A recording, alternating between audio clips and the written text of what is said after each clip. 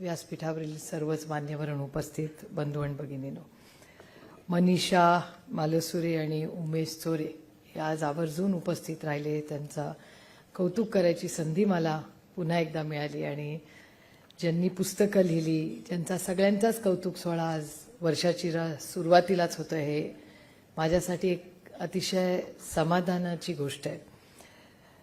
खरं तर मीडिया आणि तंत्रज्ञान इतकं वाढलंय, त्याच्यामुळे दुर्दैवाने इच्छा असूनही स्वभाव जसा असेल तसं मन मोकळं करता येत नाही, हे दुर्दैव झालेलं आहे. कारण आत्ता जे आपण भाषण ऐकलं त्याच्यात श्री योगेश कुलकर्णींनी एक महत्त्वाचा मुद्दा मांडला. आता त्याला माझ्याकडे उत्तर आहे, पण वयाप्रमाणे जबाबदारीप्रमाणे आपलं भाषण थोडंसं आणि तंत्रज्ञानामुळे ऑल्टर करावं लागतं. मी खरं तरी काही वेगळं बोलले असते एरवी, पण मी एवढंच आपल्याला सांगेन की पुढच्या 8 दिवसात तुमच्या आणि माझ्या सोयीने मी स्वतः तुम्हाला या राज्याच्या शिक्षण मंत्र्यांकडे घेऊन जाईन आणि हा उपक्रम बाकीच्या राज्यात जर होत असेल आणि तो आपल्याकडे होत नसेल तर ही अतिशय चिंताजनक बाब आहे आणि ही पहिल्यांदा मला अनुभव असा झालेला नाही आहे. यशवंतराव चव्हाण सेंटरमध्ये गेले अनेक वर्ष मार्गदर्शक म्हणून विवेक सावंत सर काम करतात, मार्गदर्शन करतात आम्हाला. त्यांनी ही जी नॉलेज सेंटर जे सुरू केलं त्यांनी पहिल्यांदा, आपल्याला सगळ्यांनाच त्याचं माहिती, इथे सीडॅकचं पण आमच्याकडे मोठं सेंटर आहे. ते सुरुवात त्या काळात आदरणीय पवार साहेबांकडे ते एक प्रस्ताव घेऊन आले होते सावंत सर, आणि त्याच्यानंतर शिक्षण मंत्री, उच्च शिक्षण खातं मला वाटतं तेव्हा दिलीप वळसे पाटलांकडे होते, आणि दिलीपरावांनी आणि विवेक सावंतांनी मिळून एक अतिशय चांगली संस्था एकत्रपणे उभी केली. त्यानंतर राजेश टोपेंचं खूप मोठं योगदान त्याच्यात राहिलं आणि ते काम सतत चालू राहिलं. पण त्याची व्हिजिबिलिटी जेवढी महाराष्ट्रात आहे तेवढीच बाकीच्या राज्यातही झाली आणि परदेशातही झाली. ही आपल्या सगळ्यांसाठी एक खूप अभिमानाची गोष्ट आहे. पण त्याला जेवढी व्हिजिबिलिटी कदाचित आपण द्यायला पाहिजे होती एक राज्य म्हणून, कारण का शेवटी ते पेटंट आपलं आहे, तेवढी कदाचित आपल्याकडून आणि आमच्या सगळ्यांकडून, म्हणजे ते माझ्याबरोबर काम 35 देशात विवेक सावंत आणि त्याच्यात काकोडकर साहेब चेअरमन आहेत त्या संस्थेचे. आता एवढं मोठं काम खरं तर महाराष्ट्रात उभं झालंय. मला विचाराल तर अशा संस्थांना हे जे म्हणजे अवॉर्ड्स नॅशनली मिळतात, मग असं पद्मश्री, पद्मविभूषण, ह्या सगळ्या अवॉर्डीज या अशा खरं तर कामातून उभ्या राहिल्या पाहिजेत. त्याचं रेकमेंडेशन मीही केंद्र सरकारला करणार आहे, पण त्याची नोंद आपण सगळ्यांनी घेतली पाहिजे. आणि कदाचित काही वर्षानंतर पाबळबद्दलही मी असंच भाषण करीन की अनेक राज्यात आणि देशांमध्ये हे काम चाललेलं आहे, कारण इनोव्हेशन इज इनोव्हेटेबल. आणि एक काळ असा होता की जग गोल होतं, आता ते फ्लॅट झालेलं आहे. आणि जग, the world has become flat, हे खूप म्हणजे अनेक वर्ष मी ऐकत आले, पण आता खरंच दिसायला लागलंय. त्याचे अनुभव आपल्याला आहे. आणि तंत्रज्ञानाने जग इतकं लहान करून ठेवलंय की कुठलीही गोष्ट जगात कुठेही झाली तरी ती पटकन आपल्याला कळते. आणि मला विचार केला तर मला आता कधी कधी वाटतं की माझं भाग्य की माझी मुलं AIOच्या आधीच शाळा कॉलेज पास झाली, कारण मला एक पालक म्हणून मला खरं तर काळजी वाटते जेव्हा मी रोहितच्या मुलांचा अभ्यास किंवा ती प्रक्रिया किंवा ते बोर्ड्स, त्याच्यावर त्या आईची चर्चा की हे बोर्ड की ते बोर्ड, मग ह्या बोर्डामध्ये पुढच्या आयुष्यासाठी कुठली परीक्षा देणं योग्य राहील, म्हणजे मी ते ऐकूनच थकून जाते. त्याच्यामुळे एक आई असणं किंवा वडील ह्या पिढीच्या एक पालक असण्यावर किती लोड असतो याचं खरंच आपण सगळ्यांनी एक समाज म्हणून, म्हणजे अशा कार्यक्रमांमधून चर्चा होतील, आपण एकामेकाचं कौतुक करू, सगळ्या शिक्षकांचा सन्मान होईल, पण पुढे जाईल. पण खरंच ह्याच्यात केंद्रबिंदू हा जो आपला तिथला विद्यार्थी आहे ह्याची खरंच किती चर्चा आपण करतो. म्हणजे आजच सकाळी मी एका सूर्यनमस्कार क्लासला जाते, तो रविवारी जर बाय चान्स तुमच्या म्हणजे कालपांडे सरांमुळे आज माझी लॉटरी लागली की मी रविवारी आज मुंबईत आहे, कारण मी रविवारी नेहमी मतदारसंघात असते. आणि त्या क्लासला मी गेले आणि माझा शिक्षक मंदार सर मला सांगत होते की मला क्लास लवकर आवरायचा आहे. म्हटलं रविवार आहे, दुसरा कुठलाच क्लास नसतो, कुठे चाललं. माझ्या मुलीची 6वी परीक्षा आहे. 6वी परीक्षा कशासाठी? ती तर ग्रॅज्युएट झाली ना. त्यांनी नाही, ती MBA झाली आहे, पण MBA साठी प्रत्येक युनिव्हर्सिटी म्हणजे प्रायव्हेट डीम्ड युनिव्हर्सिटी एक वेगळी परीक्षा असते. तर ही 6वी परीक्षा आम्ही देतोय. ते कुठेतरी ठाण्याला का बोरिवलीला का कुठेतरी जाणार होते त्याच्यासाठी. मी विचारलं त्यांना, सर तुमची मुलगी अक्षदा, तिचं नाव, अक्षदानी किती परीक्षा दिल्या आहेत? त्यामुळे बोर्डाच्या 10वी दिली, त्याच्यानंतर 12वी दिली, मग 12वी नंतर काही 5-6 परीक्षा असतात कॉम्पिटिटिव्ह, त्यानंतर ग्रॅज्युएट झाली. ग्रॅज्युएट झाल्यानंतर आता ही 6वी परीक्षा ग्रॅज्युएट झाल्यानंतर आहे. म्हणजे बोर्डाची परीक्षा प्लस एंट्रन्स एक्झाम. मग या मुलांनी एवढ्या जर परीक्षा द्यायचा असेल तर एका आधार कार्डवर माणसाची ओळख देशात काश्मीर टू कन्याकुमारी होऊ शकते. जर एका तुमच्या राशन कार्डवर देशात तुम्हाला राशन मिळू शकतं, एका ID कार्डवर तुम्हाला जगात प्रवास करता येतो, एका पासपोर्टनी तुमची आयडेंटिटी होते. मग एका परीक्षेने तुमची ॲप्टिट्यूड नाही होऊ शकत. जे हा खरंच खूप गांभीर्याने एक म्हणजे मी खरंच माझं भाग्य समजते माझी मुलं मोठी झाली, तर त्यांच्या मुलांचं काय करायचं ते बघून घेतील, तो माझा विषय नाही. पण on a very serious note की ह्या बाबत आज समाजामध्ये चर्चा होणार आहे का नाही. आपण न्यू एज्युकेशन पॉलिसी लिही. प्रकाशजींचे आणि माझे जरी आमचे राजकीय मतभेद असतील तरी प्रकाशजींचे आणि माझे अकॅडमिक लेवलला अतिशय चांगले कौटुंबिक संबंध आहेत. अनेक वेळा आमची चर्चा, वाद, विचार, पण खूप अशा गोष्टी आहेत ज्या प्रकाश जावडेकर जेव्हा त्यांच्याकडे हे मंत्रालय होतं केंद्रात, तेव्हा न्यू एज्युकेशन पॉलिसी असताना खूप वेळा आम्ही चर्चाही केली. आमचे मतभेदही खूप आहेत, पण काही गोष्टीत अकॅडमिक्सबद्दल प्रकाशजींची आणि माझी खूपशी मतं सारखी आहेत. पण मग हा बदल जो आपण केला, ज्याला आपण इंग्रजीत चांगला शब्द आहे म्हणजे autonomy, autonomy of the student, autonomy of the, या डीम्ड युनिव्हर्सिटीज कशासाठी काढल्या की फ्लेक्सिबिलिटी ऑफ एज्युकेशन ना. म्हणजे तुम्हाला तुमच्या शिक्षणामध्ये तेचपणा नको म्हणून काहीतरी नवीन इनोव्हेशन करण्यासाठी तर तुम्ही डीम्ड युनिव्हर्सिटी केल्या. मग डीम्ड युनिव्हर्सिटीज करताना मग हे प्रयोग चालू असताना शिक्षणामध्ये बदल कधी येणार. आता तुम्ही सगळे शालेय शिक्षणाबद्दल बोलता. शालेय शिक्षणामध्ये खरंच ह्याचा गोष्टीचा विचार केला पाहिजे की फक्त फी स्ट्रक्चरमुळे लोक मराठी मीडियम आणि इंग्रजी मीडियममध्ये ॲस्पिरेशनल बघतात का. म्हणजे आजकाल मराठी शालेय शिक्षण प्रायव्हेट शाळांमधलं महाग झालंय म्हणून लोक मराठी माध्यमांकडे जात आहेत का, खरंच त्याच्याकडे ओढ आहे. याचाही चर्चा मला वाटतं ह्या व्यासपीठावर झाली पाहिजे. आणि आम्हाला तुमच्याकडून ऐकायचं आहे हे सगळं. एकीकडे मराठी भाषा याच्याबद्दल आपण सगळ्यांनी प्रेम केलं पाहिजे, त्याच्यावर पुढच्या पिढीला मराठी भाषा चांगली आली पाहिजे. आणि कदाचित ह्या वास्तूमधले इथे बसलेले लोकांचे बरंच असेल, पण 80% म्हणजे माझ्या सकट आमचे जे राजकारणात आहेत, RR पाटील सोडले तर कुणाचीही मुलं कुठल्याही या सरकारी शाळेत गेलेली नाही. वास्तव आहे ह्याचं. मीही नाही, मी कॉन्व्हेंट एज्युकेटेड आहे. मी म्हणजे पवार फॅमिलीमध्ये आमच्या कुटुंबामध्ये पहिली इंग्रजी माध्यमांमध्ये जाणारं मूल म्हणजे मी. माझे आईवडील मुंबईला आले आणि त्याच्यानंतर माझ्या वडिलांची फार इच्छा होती की मराठी माध्यमातच माझं शिक्षण व्हावं, पण त्या बाबतीत आमच्या घरात आमच्या आईचं चाललं आणि मला इंग्रजी माध्यमामध्ये, म्हणजे बऱ्याच गोष्टीत आमच्या आईचंच चालतं, तो भाग वेगळा. बाहेर ते शरद पवार आहेत पण घरी शेवटी नवराच आहेत. आता त्याची हेडलाईन करू नका, नाहीतर मला घरी जाऊन जोडे बसते. माझी आई मला माफ करणार नाही. पण हा खूप गंभीर विषय असतो, कारण आमच्यासारख्या कुटुंबामध्ये म्हणजे माझ्या कुटुंबात शिक्षणाला फार महत्व झालं. शेवटी आता ते सदानंद सोळेंना सांगू नका.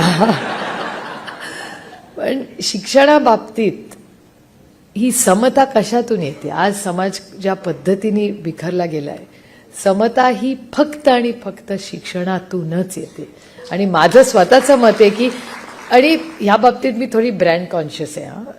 या बाबतीत मी मान्यच करते की मला तो कॉम्प्लेक्स आहे की एखाद्या मोठ्या युनिव्हर्सिटीचं नाव कपाळाला आयडेंटिफाईड लागलं की मगाशी कोणीतरी आपणच भाषण करताना नापास झाली मुलं वगैरे, त्याच्यावर टाळ्याही वाजल्या.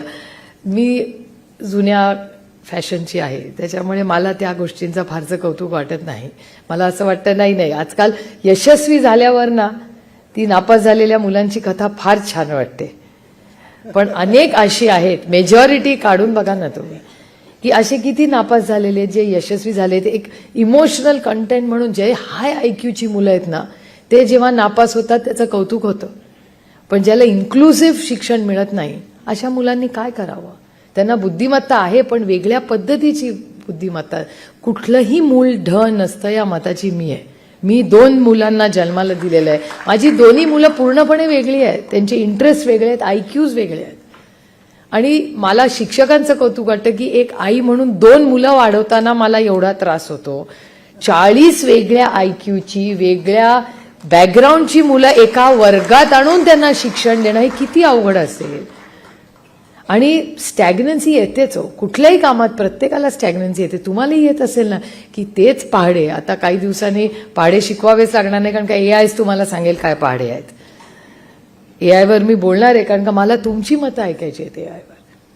कारण का मी खूप टेक्नॉलॉजी ड्रिव्हन आहे. मला टेक्नॉलॉजी प्रचंड आवडते. कुठली नवीन गोष्ट टेक्नॉलॉजी वाईज आली तर ती मी आत्मसात करते. पण मला ChatGPTची भीती वाटते. पहिल्यांदा मला तंत्रज्ञानाची भीती वाटते.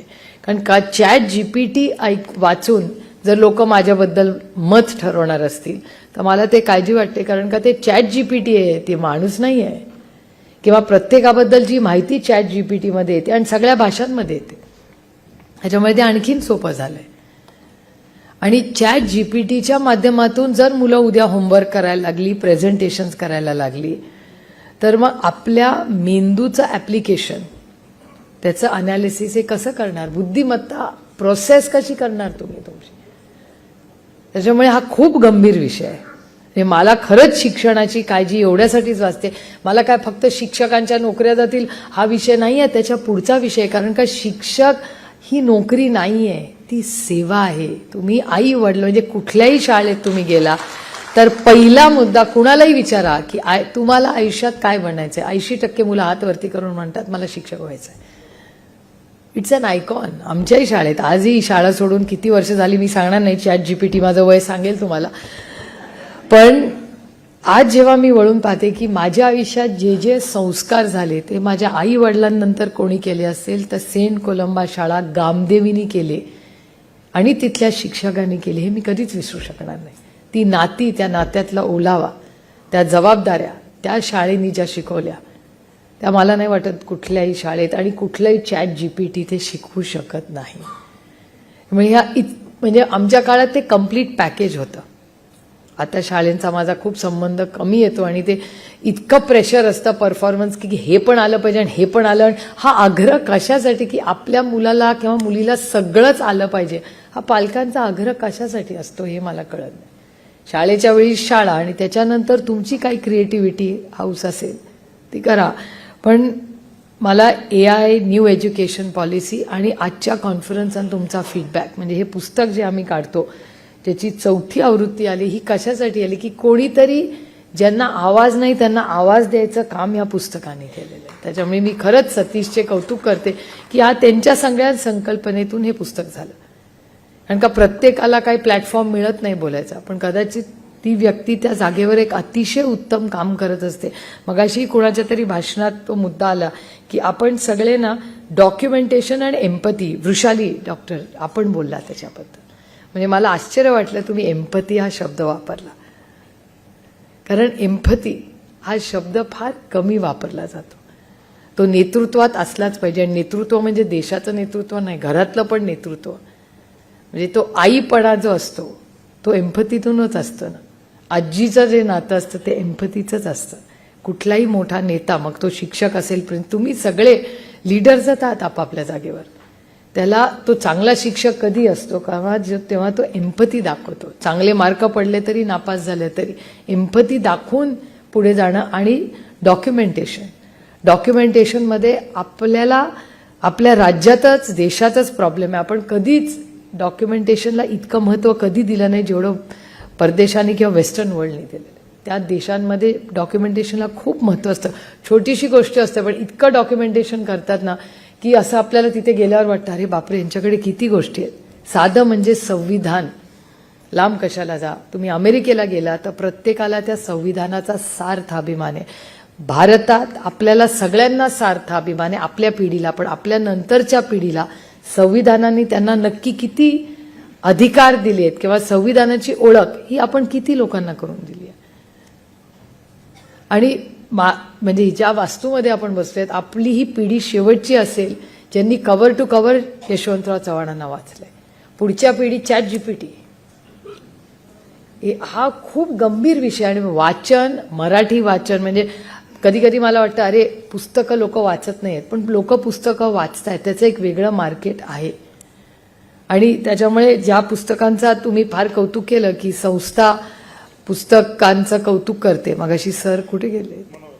मनोहर सर, तुम्ही याच्यात काही कौतुक नाही हो.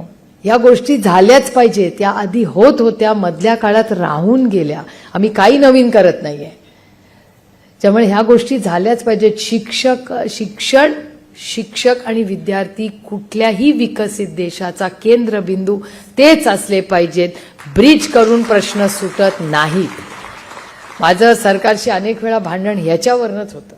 मी हे काय व्यासपीठ नाही टीका करण्यासाठी, पण अनेक वेळा मला असं वाटतं की मेट्रोसाठी 18,000 कोटी वगैरे वगैरे असे काय काय नंबर्स आहेत. माझं गणित आधीही कच्चं होतं, आजही, आणि मी तसंच ठेवलेलं आहे. कारण का मला फार काही गणित करावं लागत नाही आयुष्यात आणि मोजाही काही लागत नाही, त्याच्यामुळे माझं आयुष्यात सुखात चाललंय.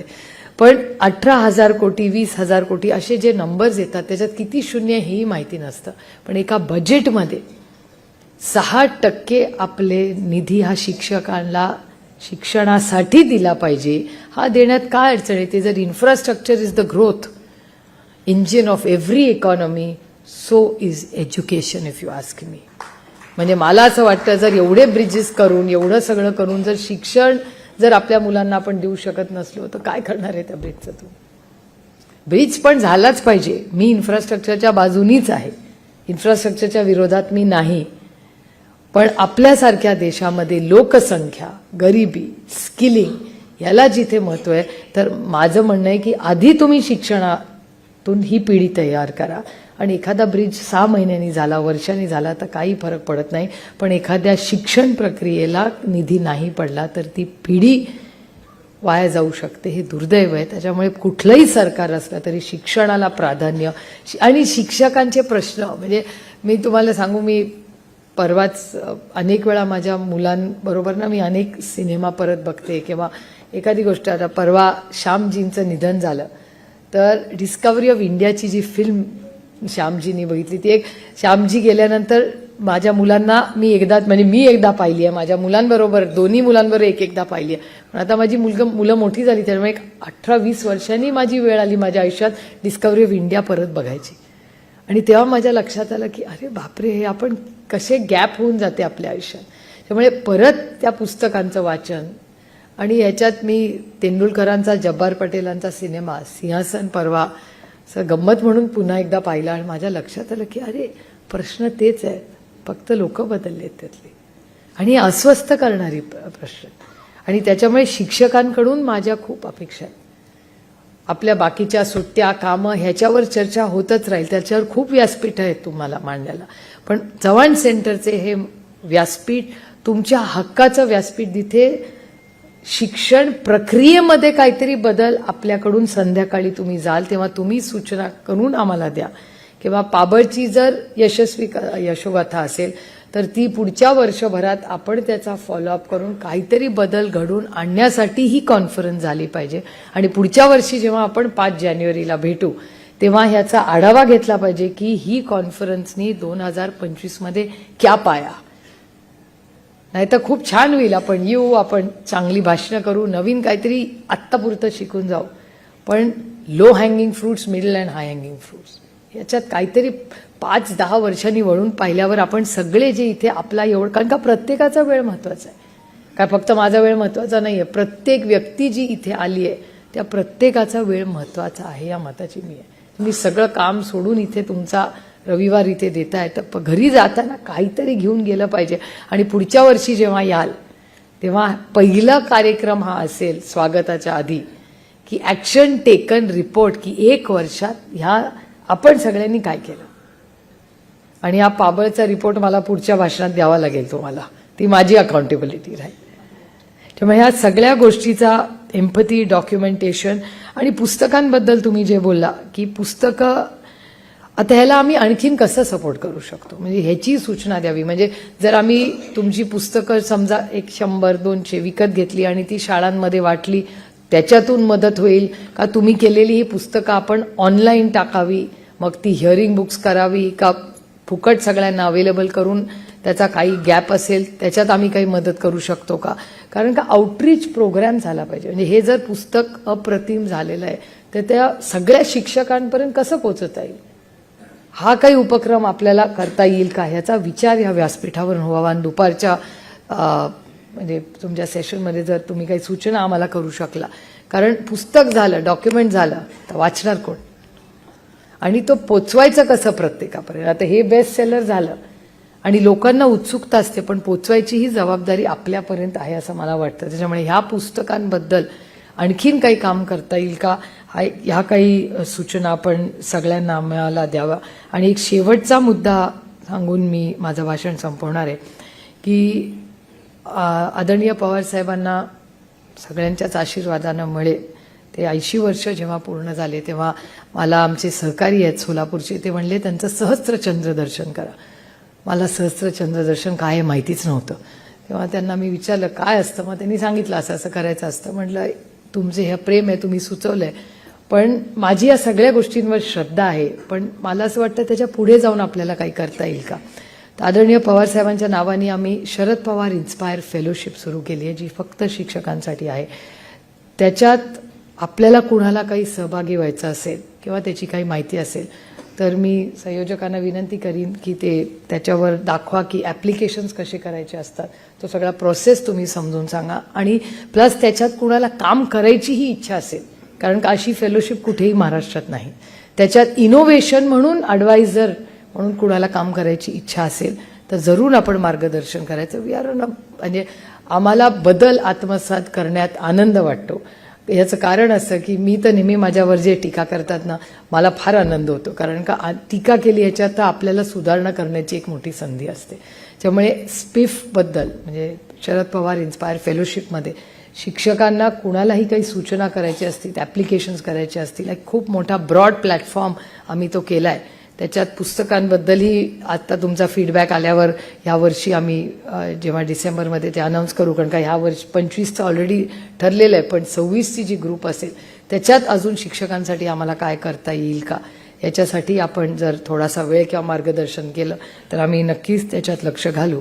आणि शिक्षकांकडून माझी एक अपेक्षा आहे, जशा तुमच्या आम्ही राजकारणी आणि पॉलिसी मेकर म्हणून जशा अपेक्षा आहे, कारण का तुमचा भाषणाचा सगळा शेवटचा रोख माझ्याचकडे होता, पण मी स्वतःला गिल्टी समजत नव्हते कारण का मी त्या सरकारमध्ये नाही आहे. पण हा सगळा चेष्टेचा भाग झाला.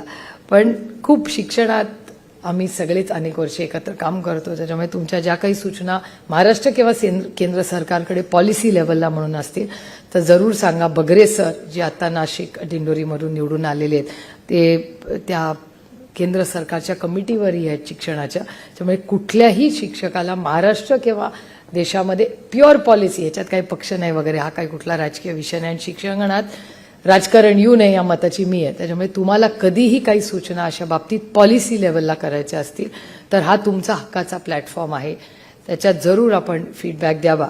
आणि श्रद्धा आणि अंधश्रद्धा, कारण का महाराष्ट्र श्रद्धा माझी सगळ्यावर आहे, पण महाराष्ट्रात आज 21व्या शतकात एकीकडे AI बद्दल भाषण करताना मला अंधश्रद्धेबद्दल बोलावं लागतं, हे माझं अपयश आहे असं मी समजते. ज्या नरेंद्र दाभोळकरांनी उभं आयुष्य आणि एवढा मोठा त्याग त्यांनी अंधश्रद्धासाठी केला आणि अंधश्रद्धा निर्मूलनाचं काम आज राज्य आणि देश पातळीवर चाललेलं आहे, त्याच्यात शिक्षकांनीही सायंटिफिक टेम्पर, श्रद्धा ही जरूर असावी माझी आहे, पण ती माझी वैयक्तिक श्रद्धा आहे.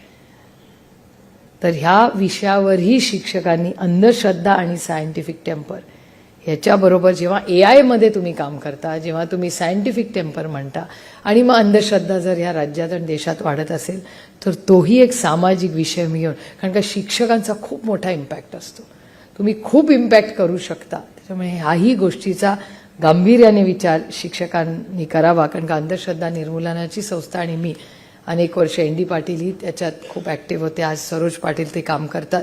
तर त्यांच्या सगळा जो ग्रुप आहे आणि दाभोळकर कुटुंबाचं खूप मोठं योगदान महाराष्ट्रात आहे आणि त्याचा इम्पॅक्ट अंधश्रद्धेचा डायरेक्ट महिलांवर जास्त होतो पुरुषांपेक्षा.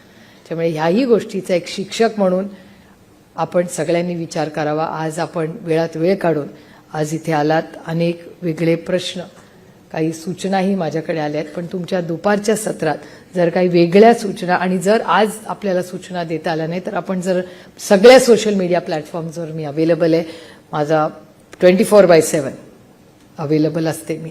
त्याच्यामुळे कधीही तुम्हाला काही पॉलिसी लेवलला सूचना करायच्या असतील तर जरूर आपण मला कॉन्टॅक्ट करावं. पुन्हा एकदा नवीन वर्षाच्या आपल्याला मी मनापासून शुभेच्छा देते आणि ह्या वर्षभरात काहीतरी चांगलं काम आपण एकत्र मिळून महाराष्ट्राच्या आणि देशाच्या युवा युवतींसाठी करूया. एवढ्याच शुभेच्छा देऊन व्यासपीठावर सगळे आज वेळात वेळ काढून आले. तुमचेही मनपूर्वक आभार मानून आपली रजा घेते. जय हिंद, जय महाराष्ट्र. ABP माझा, उघडा डोळे बघा नीट.